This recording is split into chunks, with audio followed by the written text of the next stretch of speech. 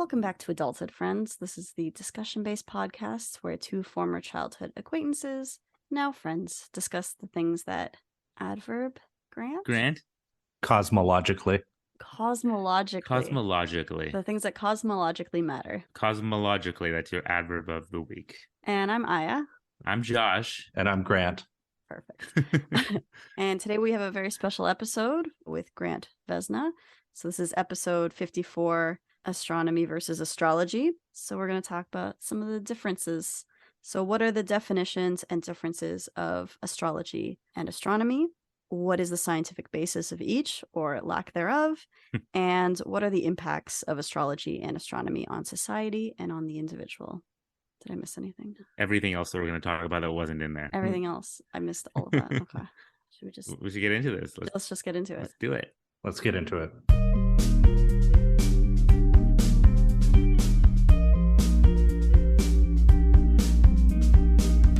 And we're back. Oh, it's so good to be back. Sure is, Josh. He says that every time. Have you listened to the ones where he says that? I have. Constantly? Yeah. It's really annoying. Yeah. It's irritating, right? What do you think, Grant? Oh, no, absolutely not. I love Josh and all his mannerisms. Oh, that's nice. Oh, Grant doesn't Josh, want me to be like a punching bag. Oh, he doesn't want you to be a punching bag. No, that's what this is, I thought. Yet. He's starting you off easy. He's trying to make you think that he's on your side. I suddenly am going to agree with everything Grant says moving forward. This is crazy. All right, guys. So, Grant, hello. What's up? What's up? Yeah. Well, who are you? Who am I? Yeah. That's a complicated question. Why do we know you? I guess I met you, in high school, like grade 9? I guess we technically met in grade 9, right? I don't know about you and Aya, but definitely. We met in grade. Yeah. We got to know each other after grade 10 biology class, I think. Right. What is it that you initially thought about me, Grant? I knew you were going to ask this question. Oh, what is it? So apparently when I met Josh, I thought that he had a habit of speaking extensively about frivolous things. Oh my God. Frivolous or trivial? Maybe it was. Never remember what the word was. I'm sorry. Has that opinion changed? Because it shouldn't. It shouldn't have changed over the years. It was episode, it was a fairly accurate first impression, I think. Yeah, it was. Well, the funny thing about that is I think he had an idea. It wasn't a friendship that seemed like it was definitely going to happen at first. No, it's a bit surprising, but it's worked out over the years. You know what? Those are the best. Yeah. Those are the best friendships sometimes. That's nice. Yeah. So you've just learned to enjoy that he talks extensively about frivolous things. Is that what happened, Grant? You're just like, he does, but I'm okay with it. I kind of need a friend like that. Otherwise, I just wouldn't talk. And, I need someone to push me to talk. Oh, that's nice. Josh, look, you have a use. I have a purpose and a use. Well, I think part of the fun of that was I think we had more in common than initially was on the surface. I mean, Grant, I think, was known throughout our school as, I'll just say it, a genius. That's what everyone would say. Grant's a genius because I think you are. I mean, you're more than just a genius, but I think that's the word people would use. I don't know. Even just the way you present yourself was you were mature for your age and always seemed wise beyond your years. We knew you'd go on to do great things, and you already have, which I'm sure we'll get into. Couple, yeah, maybe. You're very, very successful. I remember, grade 10 biology, and you were always really great at, math and sciences and all the quote unquote smart classes. Also English and all of those. Okay, all right. That's the quote unquote not smart classes. You're good at all of the things. The thing is, Grant was good at those too. Yeah, Grant was good at all of them. That was the thing. Okay. I think I remember you helping tutor me even in some of these in some of the science classes. Yeah, maybe biology or something at one point. Yeah, biology or chemistry or something. And but by the way, you come up on this podcast before. It's interesting, and we're really excited to finally have you on. I feel like we've talked about you. Okay. Yeah. At various points. Like that time in the middle of the night that you moved to Los Angeles. I did bring that up. Yeah. Grant was literally got me. I was a few hours before I left Canada to go move to Los Angeles. I started packing. Yeah, at my behest. I'm like, could you? It's 9:00. Like, we're flying there at 5 a.m. Oh man, that's brutal. Doesn't Josh stress you out when he does? That's craziness. I stress people out. I would with find that. stressful. Yeah, but, a little bit.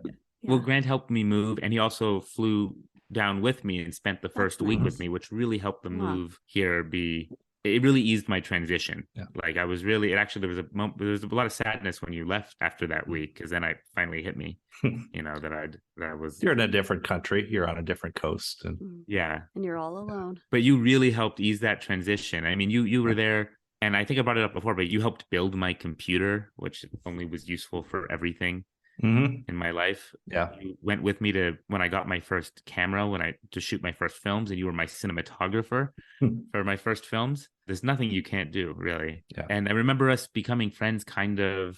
It was interesting because I felt like I don't know about you, but I felt like I kind of pursued being your friend because I really looked up to you. The type of person that you presented as, and the things you like to talk about, and the things you thought about were in my head often, right? Obviously, you said, maybe I like to talk about frivolous things here and there. But I loved having intellectual conversation and talking about things that matter, which is, it's not a coincidence that that's what we hope to do on this podcast. It felt like a kind of a mission for me that we would end up, I wanted to spend time, hang out, get to know you, have amazing conversations and learn from you. Yeah. Those were some of my, most fun, memorable experiences of my life, including when I went over to your cottage and we watched all 3 extended Lord of the Rings movies throughout the entire night and ate pickles that you pickled yourself. Yeah, that's true. And then I think I took a really good portrait of you at dawn that morning. Oh, the camera. Like the sun rising behind it. Yeah. Because you were always really into photography as well. Right. With everything else. That's why part of the reason you went with me to get my camera. Yeah. I still remember when you're getting your initial cameras because you wanted to get into film and like asking me what you should get. And I kind of had some ideas at a, certain budget. And you're like, no. We got to think bigger. You were like, here's one for 100. Here's one for a few hundred. I think we had brought this up before, actually, on the podcast. Yeah. And then you're like, well, Josh, this one's like kind of like 1,000. And I'm like, what about this one? And you're like, Josh, this one's $6,000. And I'm like, that's the one I want. You're like, you're crazy. Yeah. I'm like, yeah, but if I get it, then I have to use it. Right. And you did have to. And I did. The funny thing is that I went and got another one after that, too. We got the DSLR. Yeah. Well, that wasn't my fault.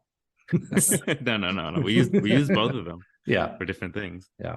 I remember in one of the films we shot in, what is that building? Was it Weldon? Yeah, in Weldon Library. In the elevator. Oh, in the elevator. Yeah. Oh, no, that was in the social science building. Yeah. Yeah, in the elevator. Yeah. The movie was called aptly Elevator. Yeah. And there was no power in the elevator. So I brought a car battery and an inverter so that we could plug the camera into a car battery to have it run long enough. Oh my God. To shoot this. That says everything about Grant that you need to know. Yeah, that says that gives like a good idea of like the kind of person. Yeah. Okay. Yeah. So just I'm rushing through things, obviously, because we have things to talk about and such. But obviously we met in high school. We were high school friends, and we continued to know each other in universities when we both went to Western University together. And that's when we made those movies together. I was doing neuroscience and you were doing, what were you doing? Ended up doing biochemistry. Yeah. Okay, well, that's it, I guess. I thought it was something really smart. Okay. I'm pretty sure biochemistry is smart, Josh. That's the joke. Yeah. Oh. Yeah. And so then I did that, and then I did dentistry at Western. You left, I think, in my first year of dentistry. And so then I had to keep, flying out to see you or something. That's right. You started coming out to see me. So basically, I went to graduate school for film at LA, which is what you flew down for in that first week. Yeah. And then you went to dentistry in London at Western. And then you became an orthodontist. Yes. Yeah. I wandered off to Florida to do that. And you're in Florida right now. Yeah. And you were a professor of orthodontics as well. What? Yeah. Yeah. Oh, that's cool. The last 5 years. So after dentistry, I moved to Jacksonville, Florida. I did a 2-year program, like a residency in orthodontics, got a master's degree, not a PhD, unfortunately. I'll never get to achieve that. We can't all be Aya. That's right. But I think a master's in orthodontics counts as we're good. It's not decent. It's fine. Yeah, we're good. Yeah.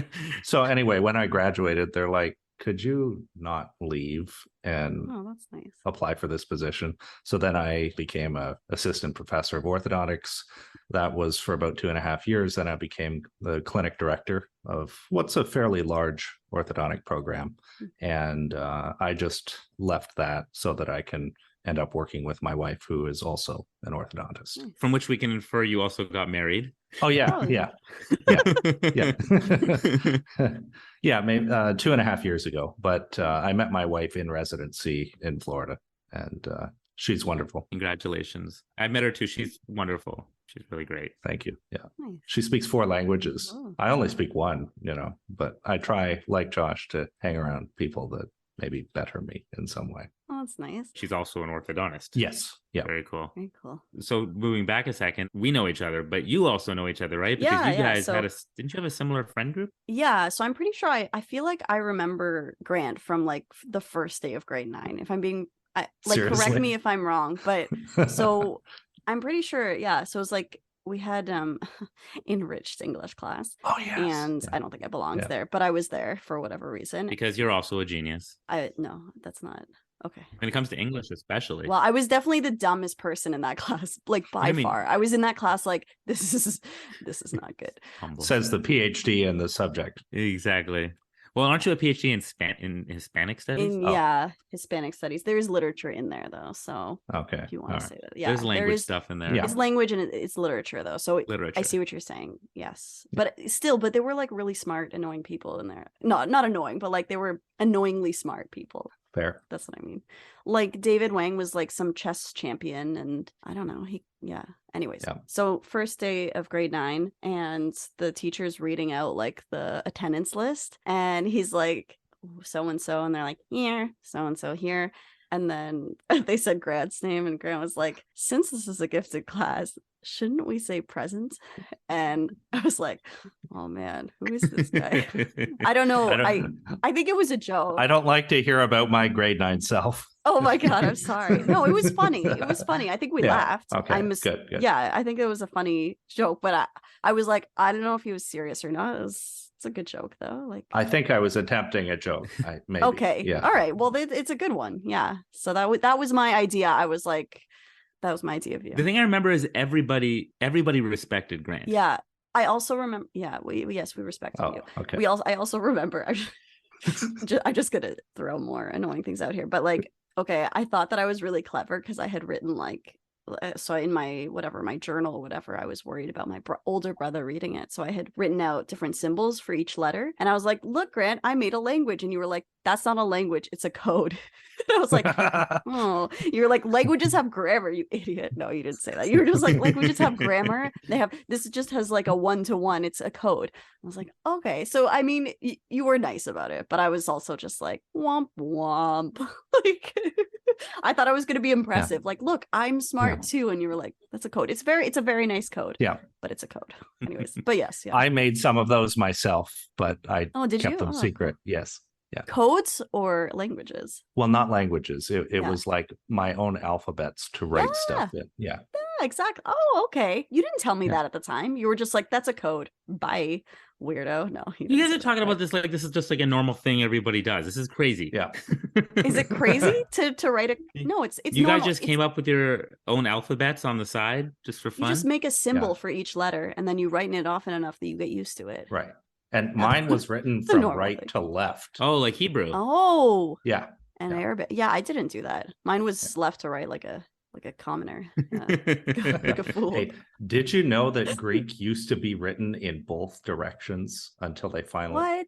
Yeah. I know that now. I didn't know that. How did you know which side to start on then? Do they have like little arrows pointing like Well, it's like one line would go like one snakes way around? and then, right. Yeah. Well, that makes sense. It kind of makes sense. Kind of. Yeah. Kind of makes sense. Yeah, we should go back to that. Okay, my next code will go from sounds good. Yeah, you should try it. Anyway, so I have I mostly have good memory. I just those are kind of the funny reminders, just like the shouldn't we say present and that's a code, not a language, you dummy. You didn't say you dummy. I added that on, but I'm impressed with your memory because I didn't remember either of those stories. I mean, don't worry, I blocked out much of high school, so I just have little anecdotes, and then the rest is just a blur. Like I don't remember anything else. I think we had tons of classes together though. Mm-hmm. Yeah, and like tons of them. Yeah, tons of them. Well, I was very excited for you to come on too, Grant, because we've had up to this point mostly, except for Brad Bangsbull, right? People that we've been kind of going up the echelons of people we met in preschool, elementary school, and then we were coming to high school, and we had Brad on, but we hadn't anybody else. So I think like you being on here, it's like a really When I think of like people I met in high school and became best friends with, it's you. Oh, that's nice. We had a good time for many years. I'll just saying really nice things. Yeah. Oh, that's nice. I mean, obviously, we've talked about how we met you or what we thought of you. What was your? I guess you talked a little bit about me. Yeah. But what are your memories of us from that point, or from Aya? Some girl who keeps trying to impress me with a code when it's clearly, or with with a code as a language. No, I remember thinking that you were really smart and like you knew a lot of like literature type stuff. Oh, that thanks. I thought that it was beyond what I understood about a lot of things. So really, that was not my idea. Okay, well, great. I fooled everybody. That's high praise coming from Grant. Yeah. That is high praise. Yeah. Thanks, Grant. I had very positive opinions. Oh, that's nice. And I was the guy who liked to talk about trivial things. Okay, yeah. That was only like the first week, and then I don't even know how you found out about that. Did I tell you, or did someone? No, you did tell me originally. That's okay. Well, you had told me that at first that is what you had thought before we got to know each other a little better. Right. Yeah. I think Josh and I just spent a lot of time together over the years. Like, I built your computer. We shot some films together. I packed up your computer to move to LA. That was crazy. By the way, specifically that was crazy. Yeah. Because he packed up my desktop computer. If you think about that, it's not just something you throw in a bag and you bring with you. Like, we had to figure out a way to insulate it. You have to disassemble it. It's not just like parts of it were disassembled. You took out like the hard drives and then the hard drives, cushioned graphics cards. Yeah, but even like when it got to LA, I remember it was dented, but it survived. That's right. Yeah, and it worked. I remember when you dropped the bag at like the baggage carousel, the guy like pushed it over and it tipped over, and your face was one of like shock and horror. And I'm like, have you seen the videos of how they throw the bags in the plane? Like, this is the least of what you have to worry about. I'm prepared for it. And was it okay? It ultimately was. Except for the one dent. Except for the dent. And then Grant, every time Grant would come from Florida, well, first from Canada. And then I guess later from Florida. But every time you would come like come and upgrade my computer. We'd go and get parts, and it became like a thing that we did. Yeah. We've also talked about someday making another film together, because it's crazy that I don't know if I'd be doing film if not for you. Wow. I can trace it right back to it's very straightforward. I went and it's because of you, that we went and got that camera and you shot the movies and we figured that out together. Yeah. I think I brought this up before, but I'll say it again if I have, because I remember talking to Roman, Roman and I were very close in high school, right? And at the time I told him like I really wanted to be good friends with you. And he knew though that the first few times we were like hanging out, it wasn't quite like it didn't like easily click. We weren't like easily clicking. Well, you were talking about really trivial things constantly. No. Frivolous. It wasn't like, we were just like a perfect match of people on the surface and it just clicked, right? Yeah. Roman asked me at the time, he's like, why? Why are you putting that kind of effort in if it doesn't just click like that? I was like, because I can see something there. I can see there's something here. There's something. So Josh pursued your friendship, basically. He was like, like a relationship. I know we're meant to be friends. I just know it. Yeah. They're rare. But I made some efforts too. Oh, after 3 years there, Josh graduated from his program, and I just was like, hey, when is it? It's like tomorrow. So then I just flew over there to go. Nice. Grant flew to my graduation. Oh man, that's really my nice. dad didn't come to my graduation of my program, but Grant showed up. Yeah. Grant can be your adopted father. Grant was my adopted father. Yeah. So yes, he made some efforts in the beginning, but I made some efforts later on. Oh, that's nice. Yeah. No, it was very mutual in that regard throughout. But all I can say is that you're heavily appreciated, and I'm so happy that you're here talking with us, because I know that I've had a lot to learn from you in the past. I'm hoping maybe other people will now too, when they get to hear from you. And me too. Well, we'll see what I can come up with. Yeah. Sorry, I just want to clarify. I don't just remember random bits. Like we were in the same friend groups. I remember. Yeah, absolutely. Learning lots from Grant. To be like, what does Grant think of this? And you had like an encyclopedic knowledge of various things that would come in handy. It would be like, if Grant says this, we should all just do what he says. Like, yeah. So I used to have this like frustration, and I talked about this, I think, when Simone was on too, to some degree, but like that we often look up to the wrong types of people, for dumb reasons or whatever, right? Celebrity-esque or popularity type of things too. And Grant, I think you were actually popular in a way for, who you were, which is interesting because you were very intelligent, but people always respected you for that too. And I think you, in a way, were popular for that. Yeah. I think that's something to look up to and something to aspire to. And I know that it was always very important to you as well to, you knew what mattered in a way when it came to stuff. Let me find the right words here. Did you say stuff? Yeah. Okay, stuff. You knew what stuff mattered. There's my literary knowledge. Yeah. You were careful not to focus on trivial things, although there is an argument to be had for having fun and socializing and having like stupid good times too. But it's something to look up to. All right, let's talk about stuff. Right? Can't we praise Grant some more? Yeah. Grant, you're wonderful. Well, we're all gonna see because we're just telling everybody that he's great, but like soon we'll see. And that's been a great episode, guys. That's it, guys. Yeah. Next time. Yeah. Okay, so what are we talking about today? Yeah, so astronomy versus astrology. Any first impressions? Can I just say this topic idea that we came up with, astronomy versus astrology, it's a little tongue-in-cheek. Yeah. I mean, I think all of us here, we're not... Yeah. It's a lot tongue-in-cheek. Sounds like through the cheek, yeah. And I should put some sort of disclaimer here that if you're like real big into astrology, and you might easily get offended if somebody was to criticize it, you might want to stop. I'm one of those people, Josh. I'm heavily identified as whatever the fuck side I am. She or I. You might want to bail for, if you're easily triggered by people making fun of or criticizing astrology, because really what I think we're going to end up talking about here is science versus pseudoscience, right? I think all three of us are pretty clear about the fact that one of these is science and one of these is not. That sounds like something a Capricorn would say. I'm sorry. What are you, Grant? We're Capricorns, Josh. Yeah, Aya and I are Capricorns. What are you exactly? We're like too practical for astrology. When's your birthday, Grant? What are you? November. So I'm a Scorpio. Oh man, Scorpios. Yeah. We should be careful with you. Absolutely. Aren't you guys like traitors and stuff? Don't you betray people? Traitors? Yeah. All of them? So everybody born in November is a traitor?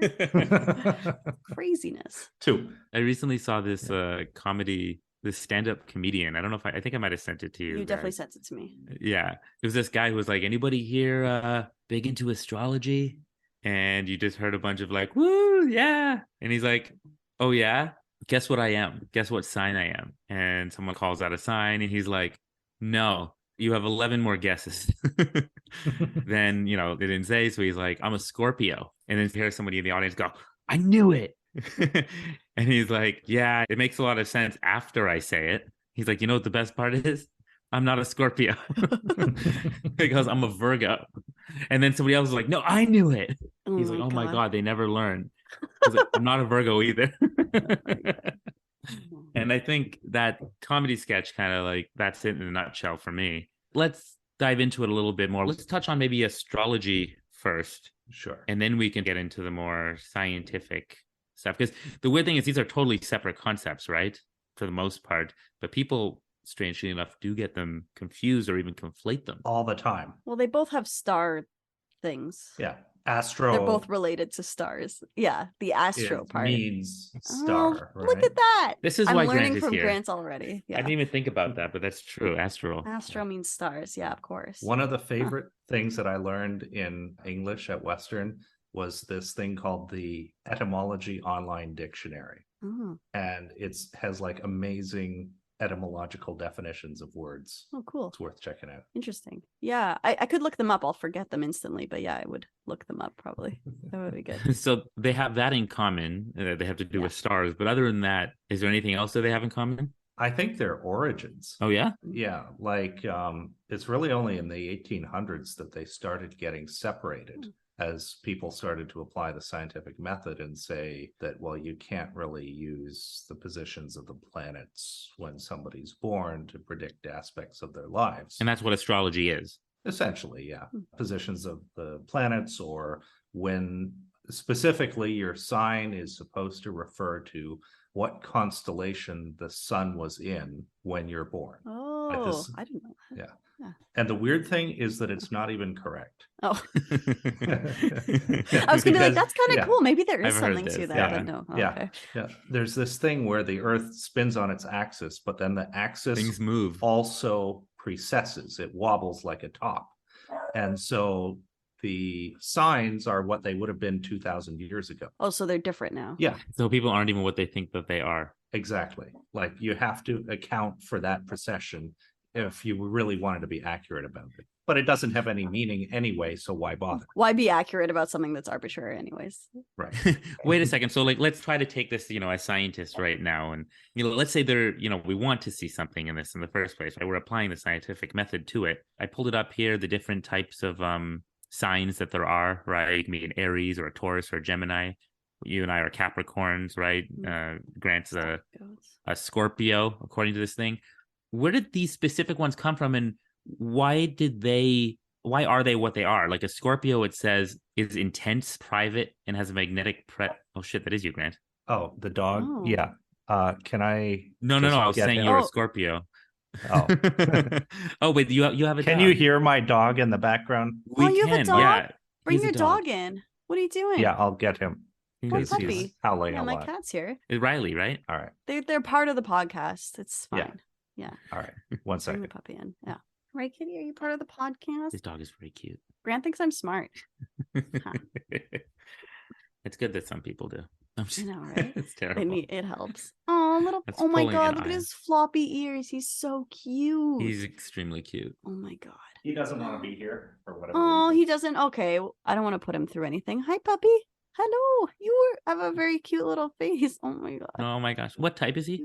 He's a mini beagle. Mini beagle. Oh my gosh. Adorable. Floppy little ears. Okay, bye. Oh. And he ran immediately. Yeah, he super didn't want to be in there. Very cute. Okay, well, thank you for sharing. Thanks for sharing your dog, Grant. Thank you for sharing your goodness. Yeah. Sorry. So what I was saying was I was looking at the different signs. Yeah. You're a Scorpio, for example. And it says here that Scorpios are intense, private, and have a magnetic presence. Whoa. And they are known for their passion and are deeply emotional. Are you deeply emotional? We just didn't. I feel like these can all. Well, we'll get to that. Yeah, who isn't deeply emotional? Like, no, I'm just shallowly emotional. I just kind of feel them, and then they're just like, bye. And it says here that Capricorns. We have the lamest one. It's the lamest. It's an Earth sign, and it's represented by the sea goat. What's a sea goat? Why would an Earth sign be? I don't know. Okay, sorry. Capricorn individuals are disciplined, responsible, and have a strong work ethic. They're ambitious and have a realistic approach to life. I mean, neither of us has a realistic approach to life, Josh. It depends how you look at it. You're a filmmaker. Well, I can make it fit me, right? I can make this fit me, and I think we can make the other one fit you, Grant. Where did that come from? It speaks to a lot of people. But first of all, who came up with? Where in the stars does it say that a Cancer is a horrible disease, emotional, intuitive, and nurturing, and has a strong sense of family, and are fiercely loyal to their loved ones? Like, where did they get that from the stars? A whole lot of creativity. Okay. It's basically a lesson in creative writing so that you design things that can apply to a lot of different people. And there's a name for this, right? I think we've talked about this before on the podcast. Oh, okay. It's called the P.T. Barnum Effect. Okay. You've heard this, Grant? No. Oh, great. I get to. Josh got so excited when you said no. One of my new favorite things now is asking Chat GPT questions, so we don't have to look it up anymore. Yeah. This is the new AI. It's changing the world, guys. Chat GPT is his new Grant. So no, nobody will ever replace Grant. Is his new best friend, basically. Nobody will ever replace Grant. But for now, this AI, I mean, it's going to change the world. We'll do a whole episode on artificial intelligence sometime, but for now, we'll just use it to help us. But let me ask you right now, what is the P.T. Barnum effect? It's also known as the Forer. That's what Wikipedia is for, effect. This is faster, actually. Okay. It's a psychological phenomenon in which people believe that vague and general statements apply specifically to them. It is named after P.T. Barnum, the famous circus showman. If you guys recall, the main character in The Greatest Showman as well was P.T. Barnum, who was known for making grand, sweeping statements that seemed to apply to a wide range of people. The Barnum effect works by taking advantage of our natural tendency to seek out patterns and meaning in the world around us. When we read a description that is general and not specific, we tend to fill in the gaps with our own beliefs, experiences, and characteristics. And this leads us to believe that the statement is highly accurate and specifically applies to us, even though it could apply to a large number of people. So we tend to be very selective in what we hear, I guess, when we read these statements, right? If something, we see the stuff that applies to us and we go, the stuff that doesn't, it's whatever. I'm not listening to that. Or we'll make it apply to us. Right. The stuff that resonates, you will remember as a psychological effect. Yes. And that which doesn't just gets thrown away. And that's the same reason. I mean, that's horoscopes. This is horoscopes too, right? Astrology, same thing. Yes, essentially the same thing. Horoscopes are like the Western tradition of astrology. Right. Because there are different traditions. And I remember my grandma used to love reading like the horoscopes every week in the newspaper and seeing what that said about her. I mean, people find a lot of comfort in this, obviously, but just like I think they do in, their religious beliefs. Other made up stuff. No, I'm just kidding. Not religion necessarily. Whoopsie. I'm going to say there's a big difference between religion. It's so funny to me that so many like people who believe in astrology are so anti-religion. And I'm like, you don't realize how like religious you are about this, right? Yeah, they go in the same category for me. Well, to me, there's actually a big difference. What are they? As much as it's easy to kind of like make fun of religion at times, religion is unfalsifiable.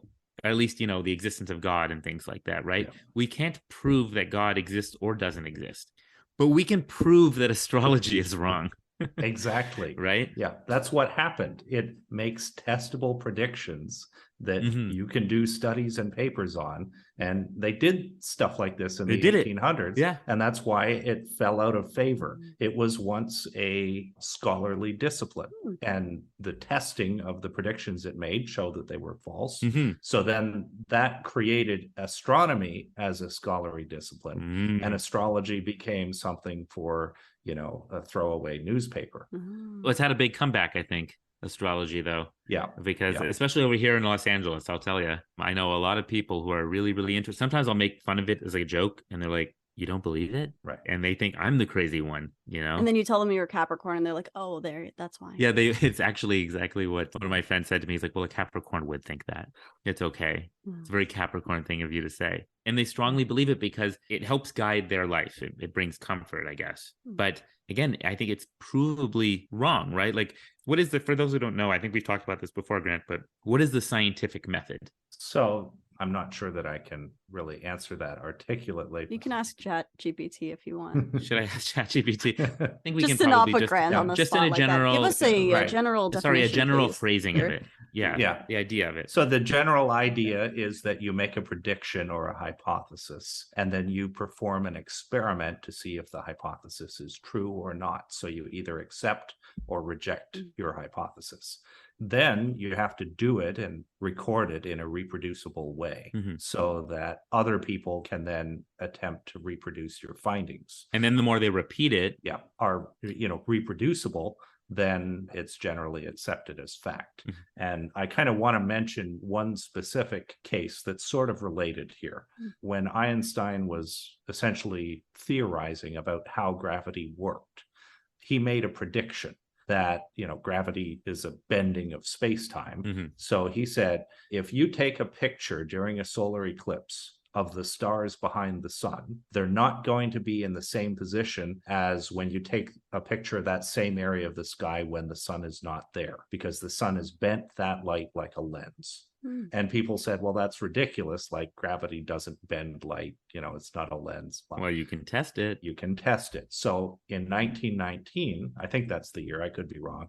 It was in that decade, there was an expedition to a bunch of different areas of the globe in the path of a total solar eclipse to take these images.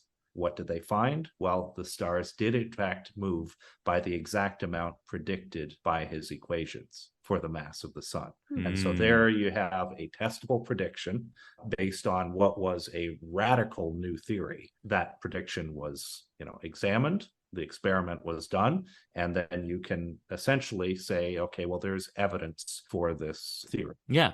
And then other people could reproduce that. They could do the exact same experiment and find the same result. And so they obviously did this with the ideas behind astrology, right? And we're talking about the idea that these star positions and planet positions, well, again, there's two elements here. One, it's that those are where they said they are. And two, that they mean these very specific, but also not specific traits and attributes that you can then attribute to somebody based on the month they were born. Which is, okay. And then people take this knowledge and they go, I shouldn't be friends with this person because my attributes don't match with your attributes according to what I just read.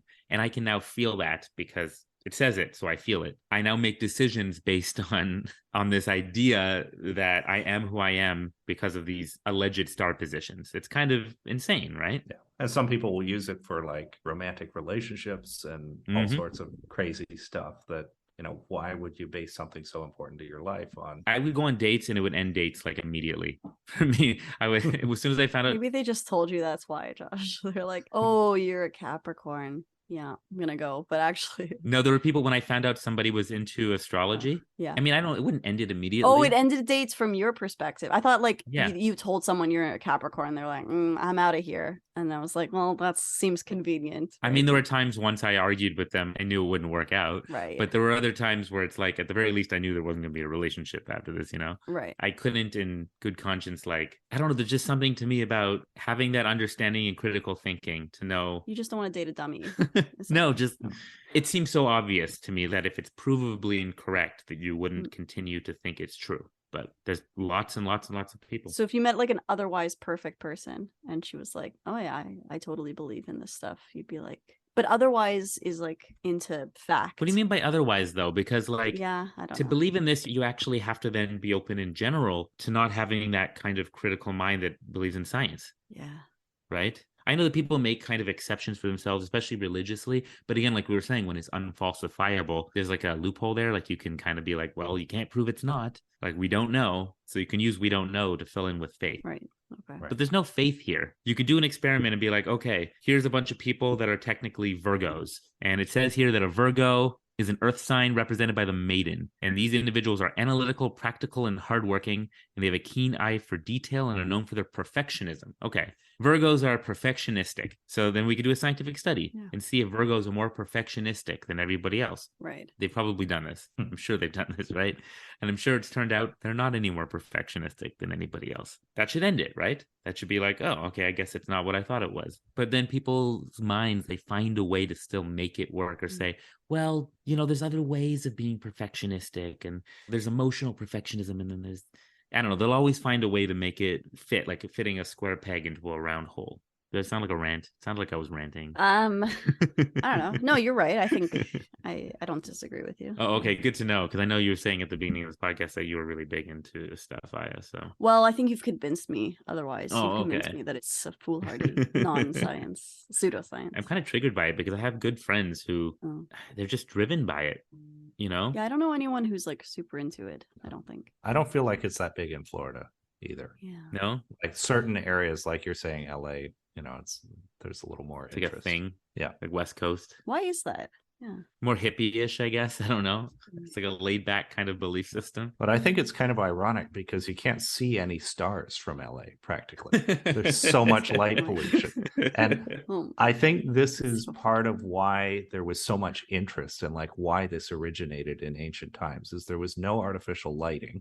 So people would go out of their house and be able to see a sky full of thousands of stars. Like with your naked eye in a dark place, you can see probably like at least 5,000 stars. And yet now you look at the sky in most cities and you might see the brightest like half dozen. Another thing that I think might impact on this, and I don't know if this study's been refuted, but I read a study that before you had artificial lighting, a lot of people tended to sleep in biphasic sleep, where, it would get dark fairly early. You'd go to sleep for a while, wake up for 2 or 3 hours in the middle of the night, and then go back to sleep. And they use literary evidence to support this. Now, because we have artificial lighting, well, when it gets dark, there's no reason to, go to sleep right away. Josh would know that very well. Oh my God, a little too well, yeah. I don't want to know this as well as I did. Yeah. So anyway, like if you're going to be awake for some hours in the night, you'd look out and see, what stars are there. Right. And some of it's relevant. Like if you're subsisting on agriculture, you need to know, what seasons are coming, when you should plant your crops. And so in a way, you get familiar with what constellations are in the sky for a given time of year to know, okay, the weather's going to start to change relatively soon. Well, that's useful. Yeah. And this is like, I think, where the origin of it came from. Like, we became an agricultural society maybe like 10,000 years ago, and it was so efficient in feeding people that people just converted. Like, you can see this wave of agriculture in archaeological sites spreading across the world. And so I think people have been looking at the stars long before that. But when agriculture came, you better know like when to plant your crops. Oh, wow. This is great having a professor on board. Although, aren't you also a professor, Aya? Not anymore. Technically. I was an assistant professor because I was teaching a Spanish course at Western. Nice. Yeah. But I'm not teaching any right now. Yeah. So I'm no longer, actually it was still up there for a while. It said assistant professor. And I was like, okay, in my head, I'm still a professor. You still are. Yeah, you don't lose now. that. I should have like at least screenshotted that so I could be like, look, I was a professor. But yeah, no, I'm not. Well, Grant, you left too. You'll still always be one. Yeah, I probably saved the website before That's what a true intelligent person would have done. Yeah, I should have. I was just like, it'll be there forever. They'll never update it. Boop. Grant, I know one thing about you is you actually do love going out and taking trips out late at night, seeing the stars, right? Ooh. Yeah. I know that you've driven long distances in Florida to do so, and sometimes you'll call me. Yeah. I remember late at night to tell me like where you've gone to go see this big planetary or astral event. Astral event. That's good. Astral event. Yeah, I knew you'd like that. And then also, if I recall, we did that ourselves. I just remembered when you came to visit at one point, we went to Joshua Tree National Park or something. Well, we did go to Joshua Tree, but that's not what I'm actually remembering because that's the desert. We also saw some cool stuff. We went with, was it Leopold?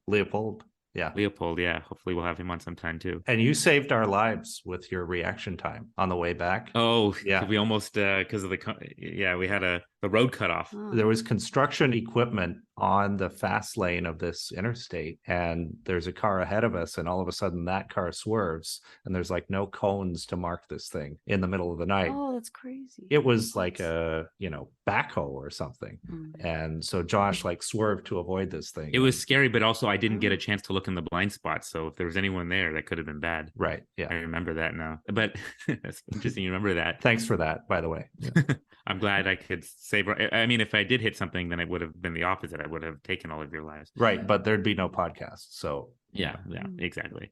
Now I'm remembering the thing where we went to San Francisco, and I think we flew to San Francisco, and then we rented a car. Back. We rented a red Mustang convertible. Yeah. And we drove back along. Practical, Josh. Very practical. What do you mean? Oh, actually, those are okay, aren't they? I don't know. No, it was great. I was just making fun of you. You're supposed to be practical Capricorn. Oh, okay. No, I wanted to rent like a cheap car, and he's like, "No, if we're gonna rent something, like we got to have a good time driving down the Pacific Coast Highway." That makes sense. Yeah, that sounds. No, it wasn't. That sounds like well, it ended up being expensive for another reason. I'll say in a second. Yeah. Okay. We had a beautiful drive along the coast, right, and it took us a couple days, I think. Yeah, and we spent time going out and taking photos of the stars. It was really beautiful out there where there was a lot less light pollution, right? Yeah. Or just pollution in general. But on the way back, I got my very first ever and only speeding ticket. Yeah. I remember when the cop pulled us over, because I guess we were just driving so long, I lost track of the speed. I asked the cop, I remember, did you pull us over probably because we were driving in this like bright red convertible? And at first I remember him going, no. And then he goes, I mean, it didn't help. Yeah, that's obviously it was a good chance if we were driving a much more like under the radar car, might not have gotten stopped. Right. And it wasn't even that fast. Like if you go that fast in Florida, like people are passing you. But I remember it was like 180 something. We were going like 180 miles an hour. Miles? No, you weren't. No. Not 180. No, sorry. No, 180. What are you talking about? Okay. No, not 180 kilometers is still crazy. No, not 180. It was 80 something. Oh. Sorry, 80 something. I thought it was 78 miles an hour, which like the speed limit was 60. I think it was 83 or something. I don't know. I'm not sure. I thought it was 180 miles. Is that even possible in a car? I don't think so. Sorry, I got confused. I just want to keep making fun of you for a second, Josh. I added 100 to it for some reason. Yeah. Because I was like, that's crazy. No wonder you're. Yeah. Okay. That's what happens when you grow up with kilometers. If he drove that fast, I would have just not gotten back in the car. Yeah. In the middle of California and said like, I'll hitchhike or something. Yeah. Hitchhiking is the safer option in that instance. Yeah.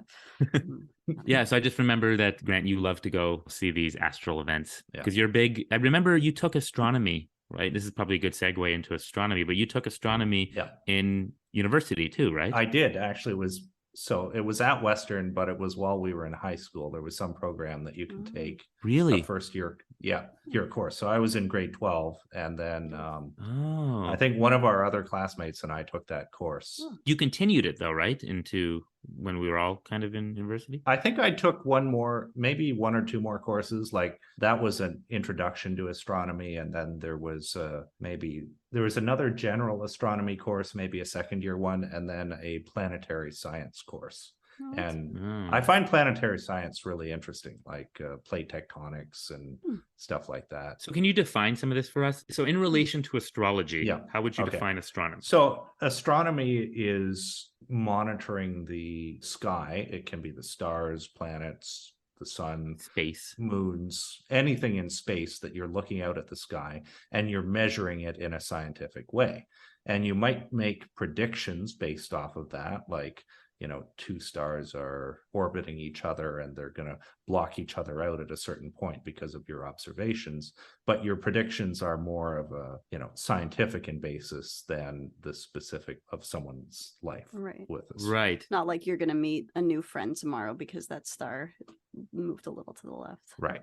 But I'm going to say, and it might shock you, Josh, that I do think that the positions of the stars in the sky can have large-scale impacts on human societies. Not on individuals. No, I've heard people talk about that. Yeah, but over like long periods of time and affecting the course of civilizations. I mean, that makes sense because people are also affected by, obviously they're affected by what they can see or feel from the sky, right? Is that why? Yes. I want to hear Grant's explanation. Yeah. Okay. No offense, Josh. So I want you to picture Africa. You got the Sahara Desert, in the northern half of the continent.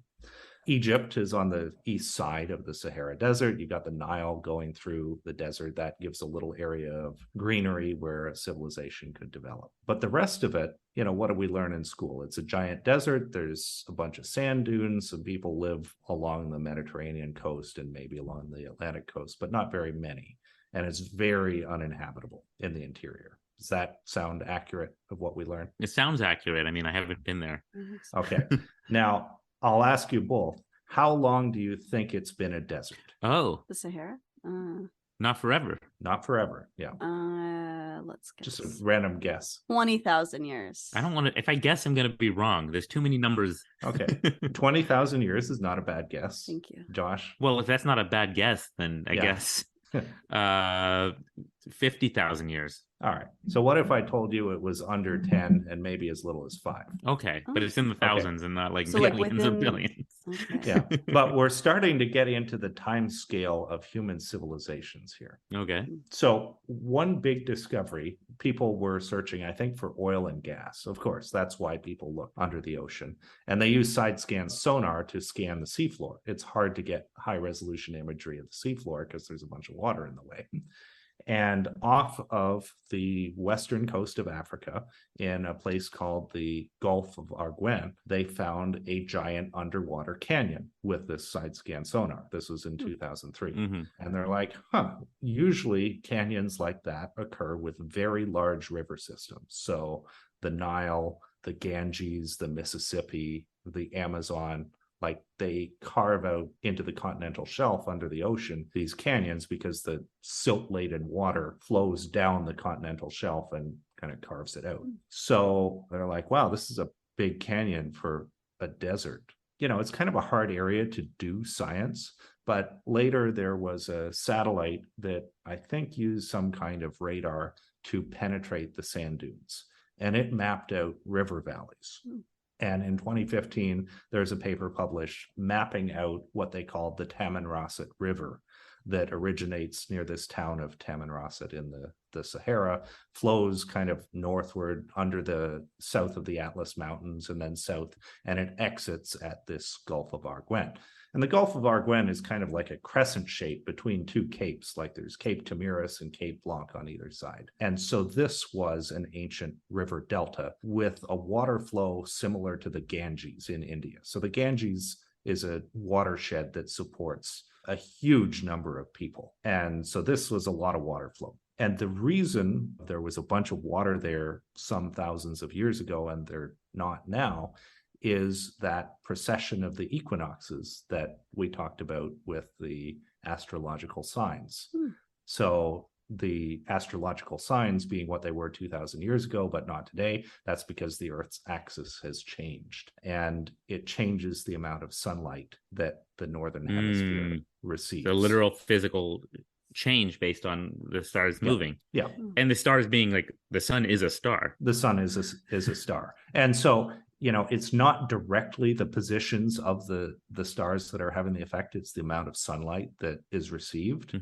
But the change in the positions of stars is reflective of the Earth's axis and orbit, orbital parameters changing. Yeah. And can you define equinoxes, by the way, for us? Precession of the equinoxes. Sure.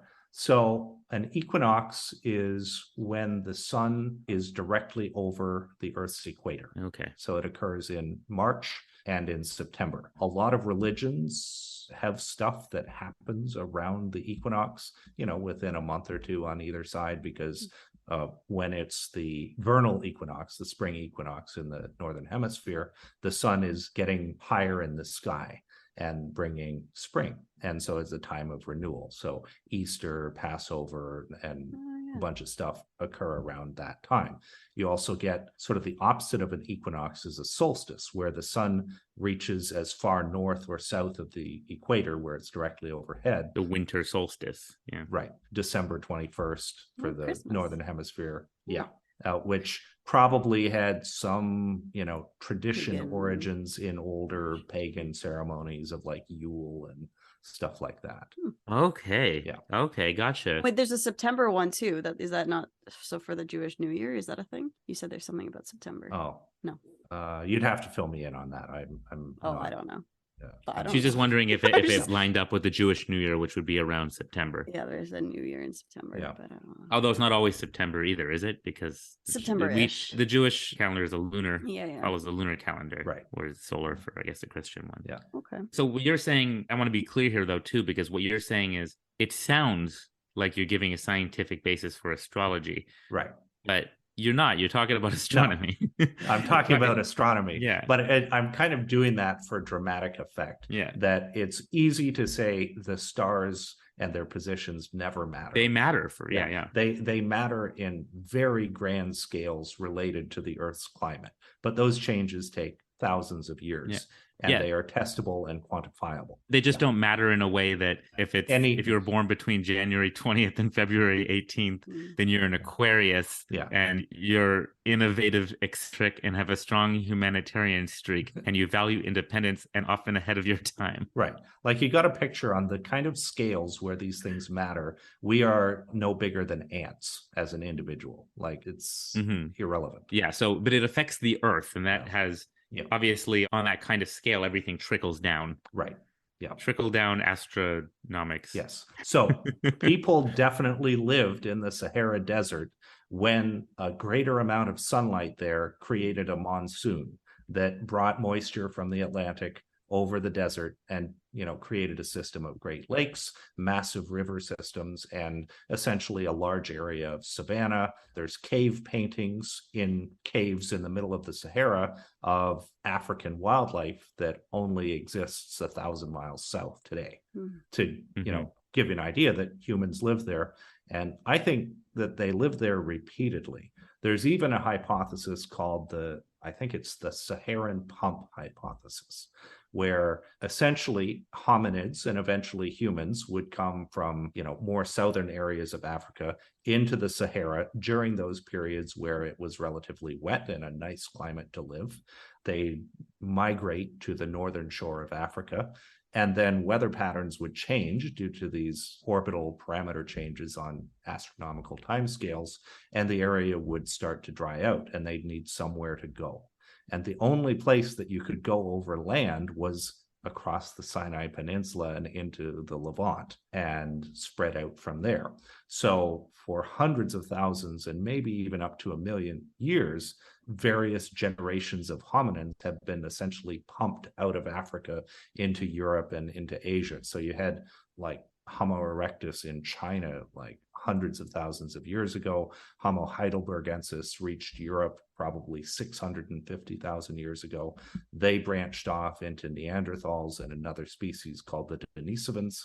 And then finally, our species came out of Africa, interbred with those species, and kind of created the modern species that we have today. Ooh. I'm sorry, I thought so. Wait, not Adam and Eve? What? It's not 6,000 years ago. No, What? Adam and Eve were in the Sahara Desert and then they got kicked out. Yeah. And then other people were in the Sahara Desert and they got kicked They out got because it kicked became a out. desert again. Wait, were Adam and Eve Homo erectus, or were they? No, but there is this concept in biochemistry of Y chromosomal Adam and mitochondrial Eve. Okay. So if you take the genetics of every living person today and look at, you know, the men at their Y chromosome, there is a common ancestor. I don't remember the exact date, but it's in the range of like 180,000 years ago, where every male on Earth is descended from this one guy. Now, he wasn't the only male person living at the time. It's just all the others who have descendants today had a daughter somewhere in the line of descent, so they didn't pass on a Y chromosome. Likewise, you inherit mitochondria only from your mother. And so you can look at mitochondrial DNA, these are the little organelles, the powerhouse of the cell, and find, again, a common ancestor. And I believe that that common ancestor is a little further back in time, so maybe tens of thousands of years. So mitochondrial Eve and Y chromosomal Adam did not live contemporaneously. And they weren't like married or anything. No. Living in a garden together. Wait, do we know whether or not Adam was a Sagittarius? Oh my God. Or a Pisces? Was he adventurous, optimistic, and have a love for travel? And have a philosophical outlook on life? Or was he imaginative, sensitive, and have a strong intuition and have a compassionate nature? So basically, instead of those, astrology should be saying things like, if you live in this area, you will probably have to move out in 2,000 years because there's going to be a really bad drought. And you can move back 2,000. But then it wouldn't be astrology. Well, I'm just saying that would be accurate astrology. Like, you will have to move. If astrology were scientifically based, yes, then that would be something scientific you could glean from it. Right. Yeah. But even so, like, what you're talking about is actually mixing. I mean, I feel like there's a bit of a blurred line here between the science of astronomy and just, you know, physical sciences on Earth as well, right? It's essentially mixing astronomy and anthropology and, you know, finding how it has interacted with human history. Right. And they all affect each other. Yeah. Obviously, they all influence, interact with each other, all the different sciences. First of all, it's amazing how much knowledge you have on all these subjects. I know that you love astronomy. I actually love astronomy too. I think you know that, obviously, Grant. We bond over a love for it. You're much better at... I didn't know that. Yeah, I don't know if I've talked to you as much about this, Aya. I don't think you have. And you talk to me so much, but not about that. Well, here's what's interesting. It is one of my favorite subjects, but it's also one of the ones that scares me the most. Yeah. What does that mean? Like, for example, I used to say two of the biggest unknowns. I wanted to go into something when I first, you know, when I went to school, were outer space, basically astronomy, and the human brain. And I went into neuroscience because, one, it felt like something more that I could apply in my everyday life, but also, you know, it was more applicable like immediately. But two, because astronomy and just like outer space scares the shit out of me. Yeah, as it should. Yeah, it should. Like, when you realize how infinitesimally small we are, I don't know, I almost shut down. Like, when I think about it, I think it's kind of nice. It makes you feel like I don't have to worry about all those stupid things I'm worried about. I'm just like a little... It's unfathomable. Like, I'm a nothing. Yeah. I think about one of the craziest things to me is black holes. That's one of the things that jump-started my... Everybody loves black holes. Well, we don't love them, but like, we're all fascinated by black holes. I think I did like a grade 6 project about it, and I was like... We talked about this before, right? Like, this I brought up, for example. Grant, did I tell you this before? I did a speech when I was in Hebrew school with Aya, actually, when we were in class. I did a speech on... Oh, I remember now. It was a speech competition, and you could make a speech about anything you wanted. Yeah, you're giving me a look like, what am I talking about? Well, we talked about this on a previous podcast. Were we together? No, You no, made no. a We didn't speech work together? together. Oh. No. I just meant like you did. Everybody I did. don't remember a speech. I don't think I did. Maybe you didn't do Because one. it I don't kind know. of sounded like you were saying that you worked together. Oh, my Yeah, bad. No. exactly. Yeah. No, Thank I you. didn't work with Aya on this. It was all separate. Okay. You'll remember when I tell you the rest of it. But Okay, basically, okay. I did a speech on black holes, and I worked really hard on it. And I talked about the different types of black holes, like the Reisner Nordstrom and the Kerr black holes. Grant, you know what I'm talking about, right? The different. Of course, yeah. And I was like, I put so much effort into this very like scientific and kind of verbose speech, and I came in second place. Who came in first? Georgia Adele. What did she talk about? She did a speech on snails. And her speech was like, snails are great. I love snails. But I think that Georgia like hardly ever spoke. Oh. So everybody was like, woohoo, everyone she was like, oh my talked. God, she can talk. And they're like, Whereas Josh it was like, talks all the Josh, time. whatever, yeah. This is nothing Like Josh new. doing a speech is like, whatever. This is more surprising to us. Well, you still got second. It's nothing to sneer at. No, it's nothing to sneer at. I'm so proud of that. Yeah, don't worry about it. Snails, everybody loves snails. Come on. It's true. It was a good, she did a great job. Chris, She Shaky earned said it. you don't love I'm snails. definitely not still jaded about a girl Yeah, in you're the not class holding any grudges. Wow. below me 20 years later. Yeah. beating me in grade like 5 or 6 or whatever it was. But ever since then, I've loved astronomy. I've loved outer space. And I'm even making, I think I've told you about this, I'm making a TV show, or at least I'm developing a TV series right now called Long Distance, about a kid who grows up on another planet that we've colonized in the future and dreams of coming to Earth. And he travels to Earth to meet up with a girl that he's fallen in love with on like space Tinder. That's cute. And it's about that journey traveling 4.3 light years away because he's in another, I guess, in another galaxy. No, if it's 4.3 light years away, that's Wait, literally no. Alpha Centauri. Sorry, no, not that's like next door. It's the Josh. nearest star. Sorry, the nearest star. I used the wrong terminology because I'm nervous around Grant. Yeah. As you should be. He corrected you real quick. He was like, no, it's potentially Josh. it's potentially the nearest extrasolar habitable planet, Proxima Centauri b. Yes. And we're using that as our big. I'm sorry, what is that word? What did you just use? Okay, so the Proxima Alpha Centauri b? Proxima Centauri b. Yeah, so the star is Proxima Centauri. It's a red dwarf star that orbits a binary system of two sun-like stars called Alpha and Beta Centauri. Is it? No, it's Alpha Centauri A and B. I apologize. Oh my gosh. That's you okay. guys. Yeah, there you go. Now I'm not the only one who said something. Mine was really ridiculous. Yeah, but it's this like little red dwarf that is far fainter than the sun. And a few years ago, some astronomers found a terrestrial or rocky planet orbiting this star in what might be its theoretical habitable zone, where if conditions were right and it had the right atmosphere, it could have liquid water on its surface. Cool. Right. If. Yeah. So I'm writing a TV show that basically says it does. Oh, and we inhabited it some hundreds of years later and making that the basis of the show. And I wanted it to be as scientifically accurate as possible. And that means you have to get into astrology, into astronomy and astronomy sciences, right? How is your character traveling light years? Fun fact, the backstory, this is actually interesting to come up, like, if I was pitching this to networks, this might be too much information. Yeah, you're really happy that I asked you that question. Yes, I am. Okay. If I was pitching this to networks, I think this would be like too much backstory to give, and they'd be like, we don't care about the science.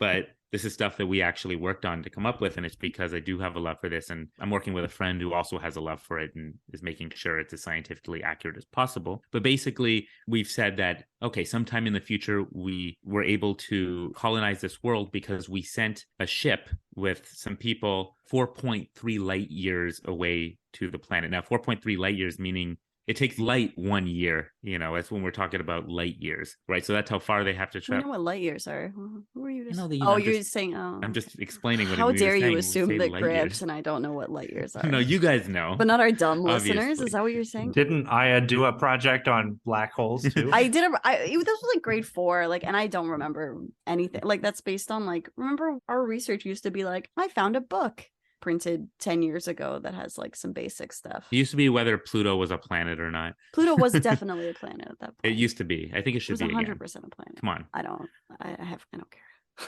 Anyway. Okay. Sorry. Yeah, explain to us. We would not be able to obviously travel there right now with what we have. It would take way too long. We'd be dead by the time anything got there.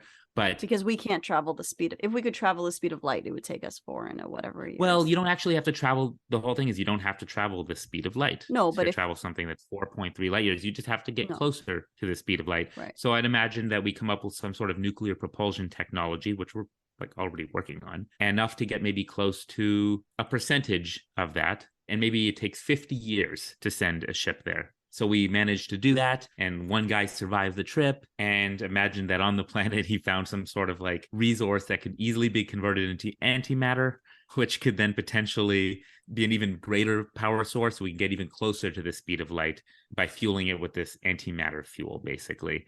And that's what they do. And now we can travel up to like 50% the speed of light or something, back and forth. And, that's how we developed that. So now they're traveling on ships with this antimatter fuel. So obviously still takes like 8 years, but each way. And then it takes like 7 or 8 years exactly to travel.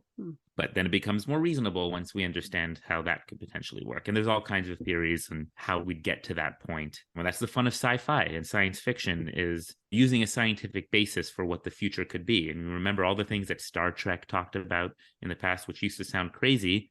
We'd see people on like video monitors talking to each other over long distances and be like, that'll never happen. That's nuts, yeah.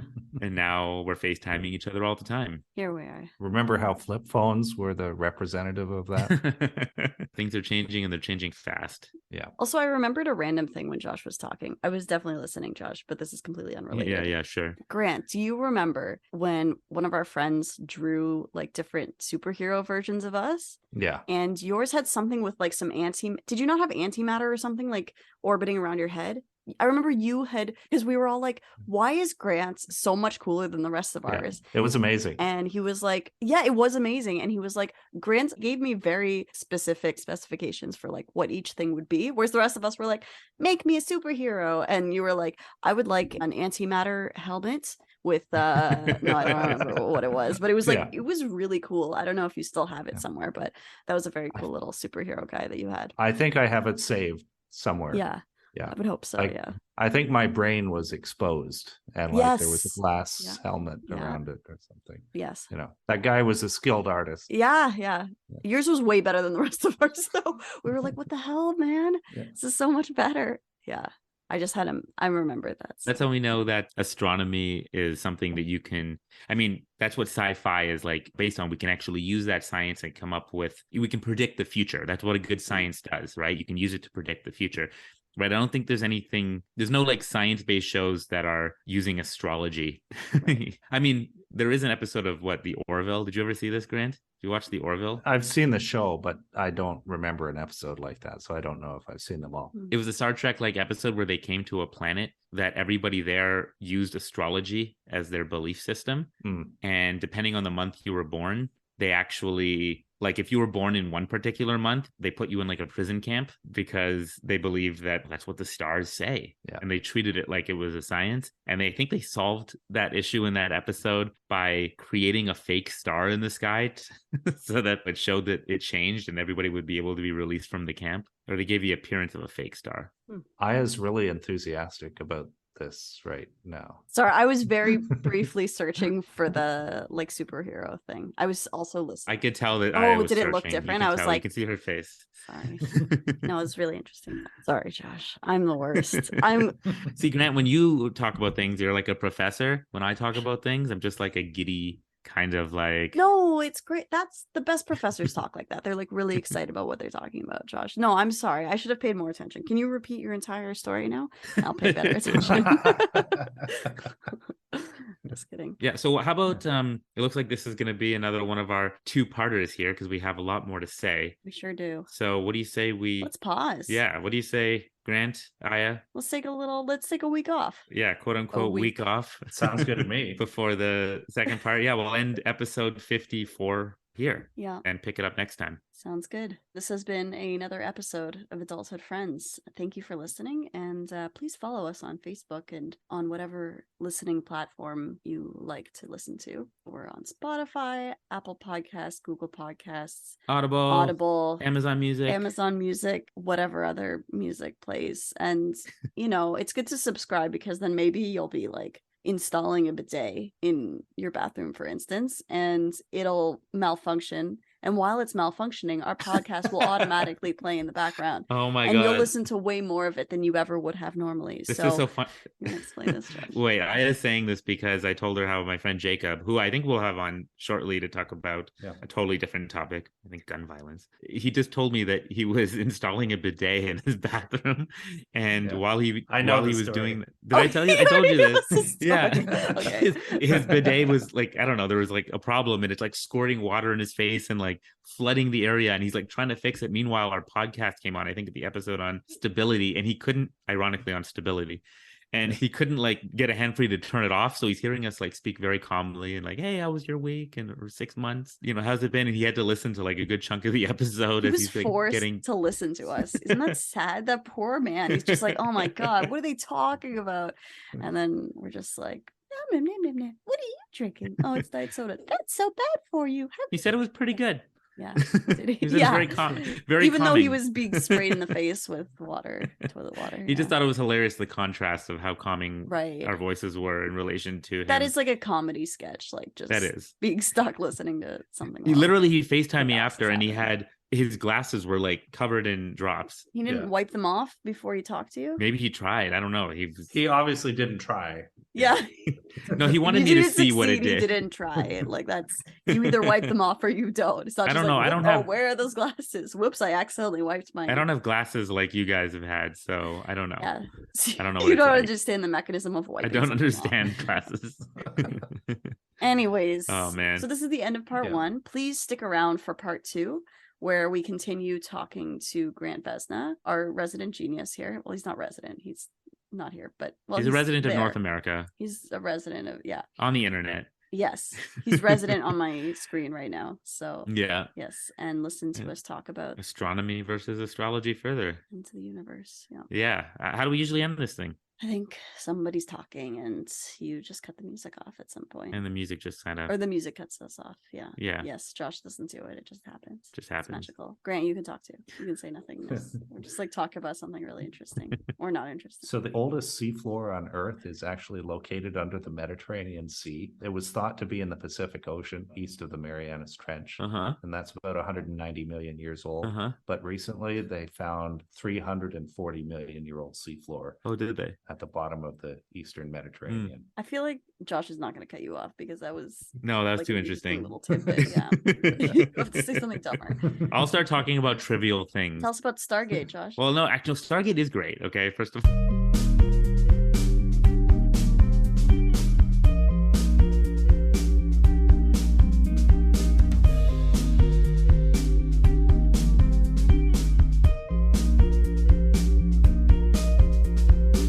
Stargate isn't trivial. I know you love, It actually is heavily based in science and astronomy and not in astrology. So, boom.